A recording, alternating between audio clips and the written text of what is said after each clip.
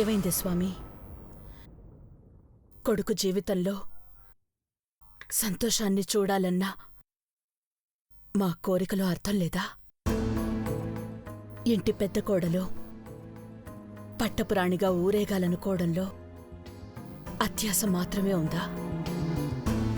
ప్రేమించిన అమ్మాయిని కట్టుబెడితే అన్యోన్యంగా ఉంటారనుకోవడంలో తొందరపాటు మాత్రమే ఉందా?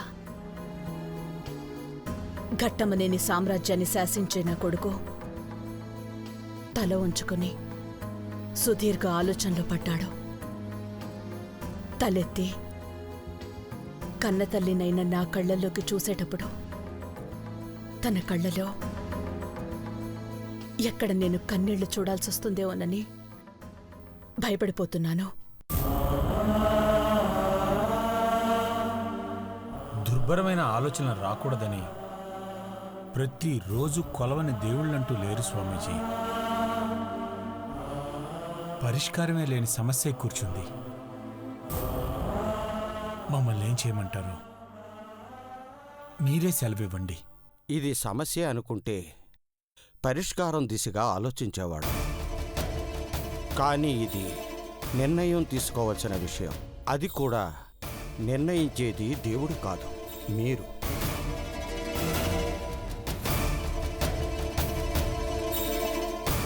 అర్థం కావట్లేదు స్వామీజీ. పెద్దబాబుకి పెళ్లి చేయాలని నిర్ణయించింది మేము. ప్రేమించిన నీలాంబరిని పెద్ద కోడలుగా నిర్ణయించింది మేమే. ఇంకా ఏం నిర్ణయం తీసుకుంటే ఏం జరుగుతుందో అన్న ఆందోళనతో ఉన్న మమ్మల్ని మళ్లీ నిర్ణయం తీసుకోమంటున్నారు. అదే పరిష్కారం అంటున్నారు.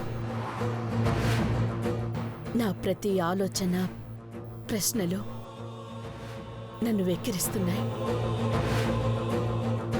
ఇంకా నేను ఏమీ ఆలోచించి నిర్ణయం తీసుకునే పరిస్థితుల్లో లేను. నువ్వు ఇంకేమన్నా చెప్పాలా? ఇంకేమన్నా అబద్ధం చెప్పాలనుకుంటే చెప్పేయి. నేను చూడాలనుకుంటున్నాను నన్ను మోసం చేయడానికి నువ్వు ఎంత నీచానికి దిగజారగలవు అని. ఎందుకు ఆలియా, ఎందుకు నువ్వు ఇలా చేసావు? నీకు తెలుసు కదా నానమ్మ తర్వాత నీ ఒక్కదానిని కదా నేను పూర్తిగా నమ్మేది.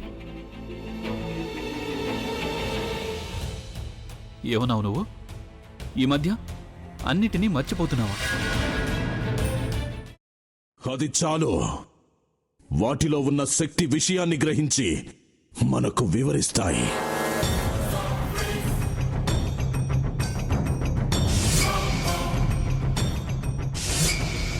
ఎవరూ ఆ దండ విప్పొద్దు, గది తలుపులు తెరవద్దు.